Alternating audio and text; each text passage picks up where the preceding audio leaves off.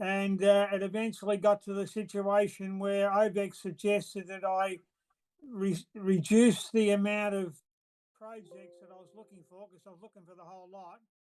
And they suggested to go for 30 only and see what comes out of that. So that's what I did. But it was a bloody battle and a half. Yeah, well, the thing that we find in the last 2 years, we've had 14 FOIs and they've gone backwards and forwards. Two of them, after 2 years of going backwards and forwards, we actually got a reply from the council stating that they did not have those documents. Yeah. So why couldn't have that been said right at the start? Yeah, right. Well, you know, and one of them was a planning development, which had the council were approving development, which was in contradiction to the original planning scheme and the original terms and conditions.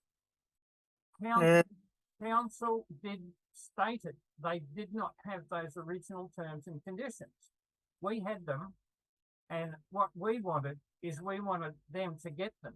So we put the pressure on them, and it ended up that the FOI accepted it when council said we don't have those conditions. Yeah, well, they should be in their archive files.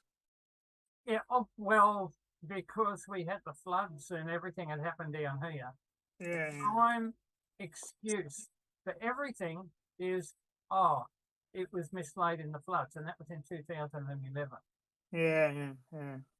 You know, it's the bottom line is I find, well, with FOI now, if your case goes past 70 days, FOI now contacts you and asks you to close the case and reword it in a way that it can be understood, because they now have a policy all cases have got to be finished or locked up in 70 days.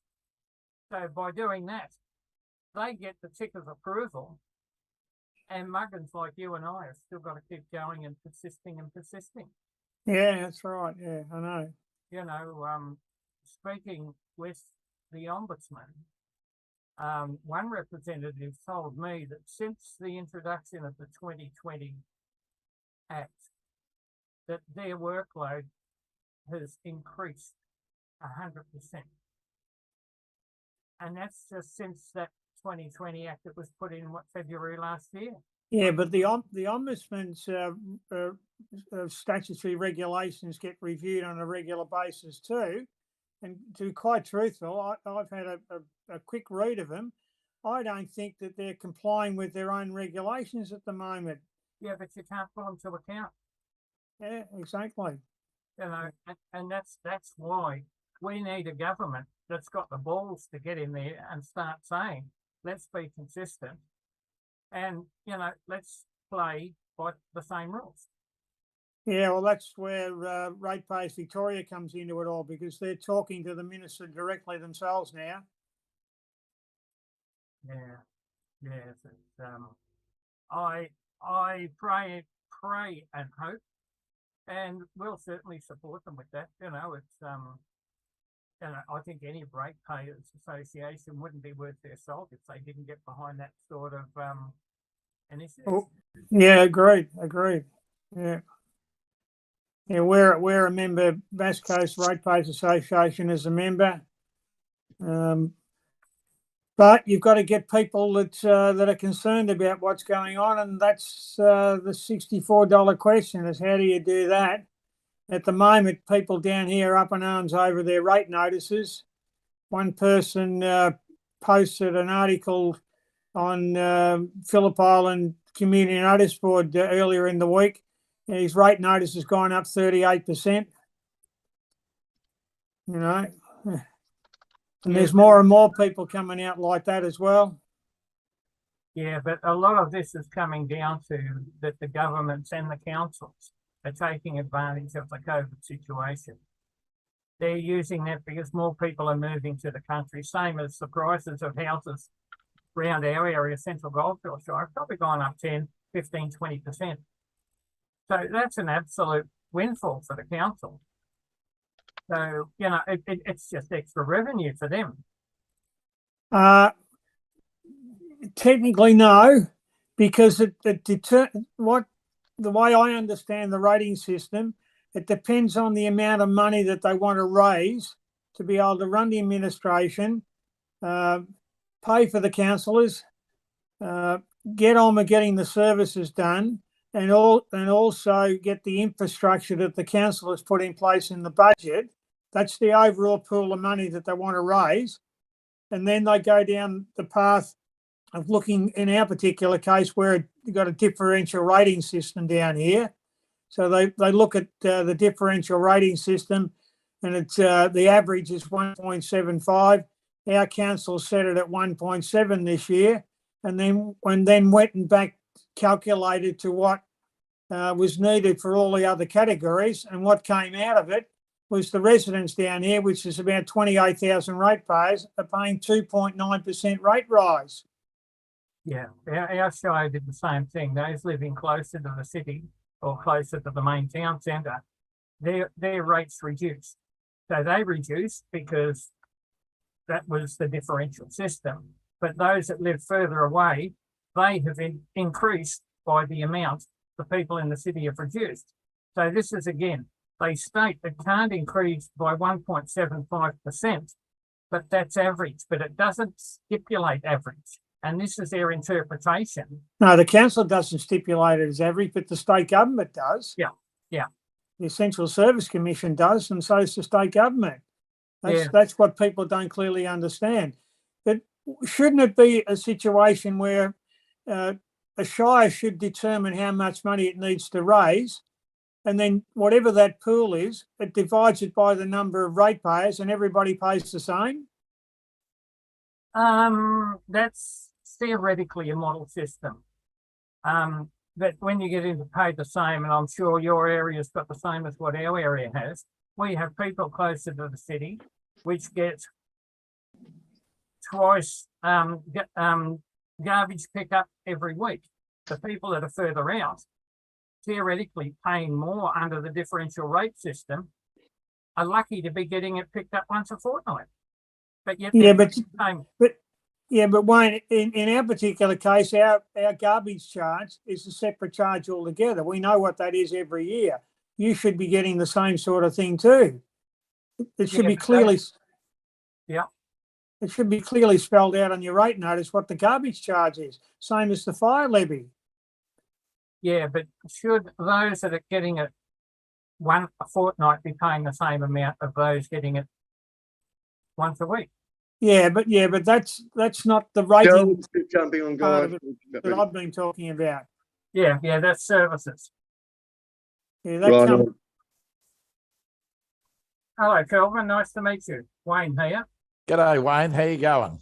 Absolutely salubrious, thank you. Oh, yeah. Salubrious. Jesus.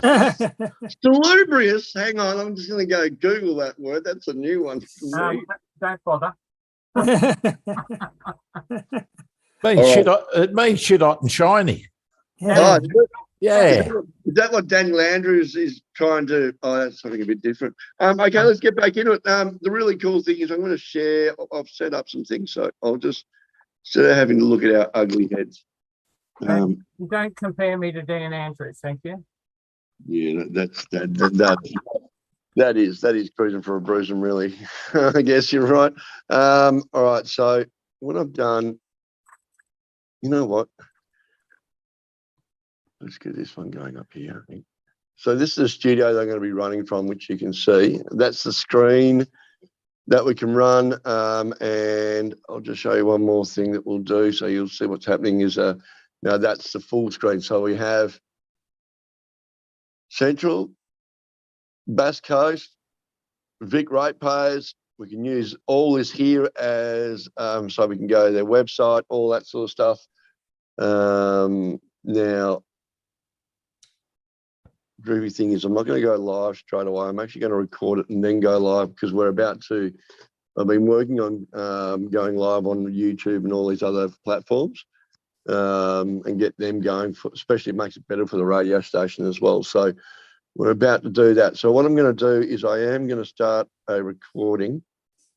And it'll be just like the show. I'll be stating that I've got, what do I call it? I call it Ratepayers Unite, Ratepayers Victoria. We have Ratepayers Victoria, Bass Coast and Central Goldfields on board. And we're just going to have a chat and get everybody up to speed about what these advocates are doing. You guys know what I'm going to go on about. Let me do that, and then I'll just introduce you. Please, Graham, what I might do, I might get you to help. I'll start speaking with you, and then you can also mention and pretty much help host the show and the talking points, because it's your talking points, mate. I'll just introduce the show and then put it on to you, and by that time they'll all know who's on, and I'll just help with some direction. But I think you know what to talk about. I mean, one of the main things is, and we can actually go to that. Just made me realise I should get my page up as well. The readout that we did of Ratepayers Victoria announcement, which I'll get that up there now. Yeah, that was impressive, Kelvin. Well done on that. That's good. Thank you. It wasn't just a little bit of work, I can assure you on that. As probably Graham and Kevin would be able to testify to now. It's it's a fair bit of frigging around. We learned a lot. We fucked up a few things, but it's, we'll do a lot better next time. Yeah, well, I think the attitude of being able to get the message across so it can be understood, and that's one thing, the clarity of the direction of that was extremely good, I thought. Well, look at that. It's got over 2,000 reach here, and that's just the post, which Graham's posts go off on my page. And then I think we did a readout somewhere up here. Which one is it? There's a readout. We've got a video of the readout.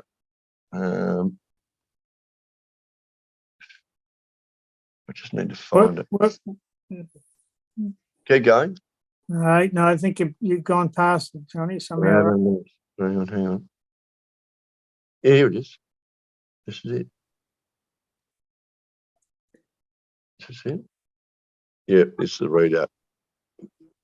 Yeah, I just shared that one this morning.